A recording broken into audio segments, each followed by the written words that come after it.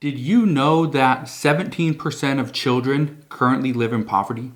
That is more than 12.5 million children here in the United States that are currently living in poverty, some of which sleep in cars, sleep in tents, are food insecure, and don't go to school because they cannot afford it. And today I want to talk about what Congress has planned in order to end child poverty.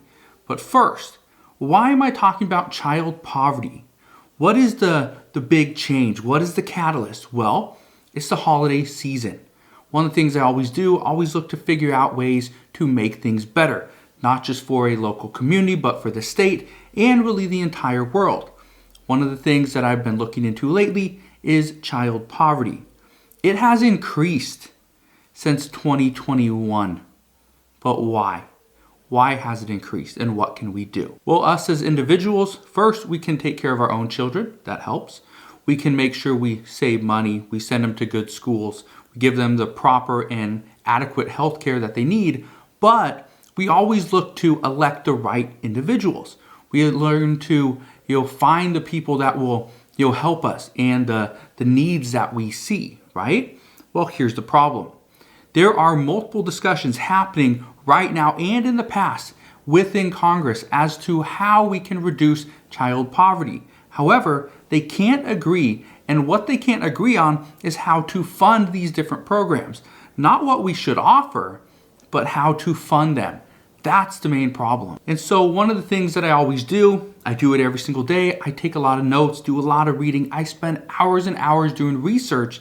Well, here's what I've come across. We have many different plans within Congress to try to reduce child poverty or end child poverty, if you will. But they just can't get anything done. Here's what is currently on the table for us here in the United States. First, Congress would like to reinstate the monthly child tax credit payments. If you remember back at the end of 2021, people that had children were receiving either $250 or $300 per month as a child tax credit payment. This was an advance on their child tax credit that they would have received in 2022. But here's what you need to understand. When these child tax credit payments were going out in 2021, child poverty was reduced by more than 50%. That's a huge number. Then towards the end of 2021, actually in December, we saw there were 8.9 million children living in poverty. 8.9 million. That's a substantial number. However, to start in 2022 in January, so just 1 month after, this is when the child tax credit payments ended. This is when they expired. Guess what? We spiked. Then there were 12.5 million children living in poverty. And so did anything get passed? No. Did Congress extend this? No, not as of yet.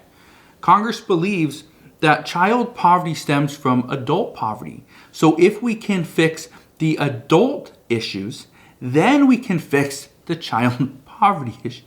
And I think this is somewhat interesting because this is what Congress does. Congress wants to fix child poverty, so we need to fix adult poverty first. That makes sense. That's one way to do it. It's the same thing when it comes to let's fix this student loan problem. Let's just forgive all the student loans. Well, how about we go and we reduce the cost at these colleges? Wouldn't that make sense? Possibly, but that's not something we're doing. But according to experts, they say if an adult in the household is living in poverty, then the chances of children in the same household living in poverty for the rest of their lives actually increases.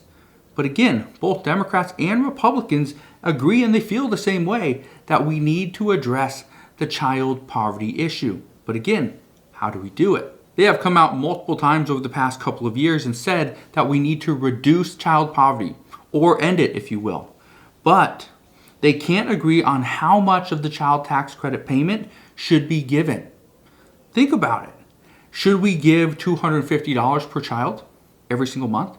Should we give $300 per month? Should we, instead of doing a monthly payment, maybe do it quarterly or just increase the child tax credit from $2,000 to possibly $3,000 or $3,600? Possibly. Some Republicans want to place a minimum income on eligibility, which means if you don't make over $10,000 per year, you wouldn't be eligible for this child tax credit because they say this is a credit. Some are also urging others to take money from programs like SNAP benefits. Take some of that money, use some of those funds in order to increase the funding for the child tax credit payments. But again, this will hurt those that do not have children.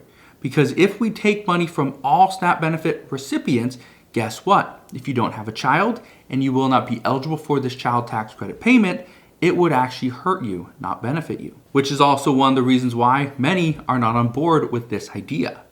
But another thing that Democrats have pushed for in the past is free college. Remember when I just said that what happens when we forgive all student loans, but the colleges are still charging the same insane amount? Well, we go right back into debt. It's nothing new. It's really nothing new. There are studies out there that show that households with a college degree are obviously more successful in many cases, but they also have higher incomes, they can provide better health care, and they tend to raise more successful children who do not go into poverty. Now, obviously, Democrats attempted to get this free community college provision into the Build Back Better Act last year. This was scrapped, they didn't get it done, and so ultimately they stopped talking about it. However, they stopped this and they scrapped this idea because it came down to funding. How would we even fund this? Republicans gave a couple different ideas and Democrats completely rejected it. But again, it all comes down to funding. That's the crazy part. And even now, President Biden is attempting to get his $10,000 in student loan forgiveness pushed through. The problem is it's hung up in the courts. And now the Supreme Court is even going to offer their opinion on it as well. Experts are saying, though, that getting rid of student loan debt, according to the experts, would reduce child poverty, or at least begin to reduce child poverty. And as parents, they could better afford the essentials. That's what they're saying. That reducing student loan debt is going to give children this opportunity, give parents a better opportunity to pay for their children's future and for essentials, healthcare, schooling, clothing, and food. All extremely important. And the last thing that Congress is considering, and they have considered in the past, is to increase the eligibility of the earned income tax credit. Currently, this is set at $57,400 and some dollars, but experts say that if you make less than that, then, for one, the IRS says you qualify, but experts say that $57,000 is too low. We need to increase it, in which Democrats responded and they want to increase it to $75,000. Anything under $75,000, you would be eligible for the earned income tax credit. Now in 2022, this amount is going to be set at $6,935. And obviously due to inflation, this amount will increase for 2023 and it will be a maximum amount of $7,430. But again, some say that a higher earned income tax credit is needed and it would greatly help put more money back into the pockets of our lower and middle income earners. So, what will we see happen in 2023? Honestly, I don't know.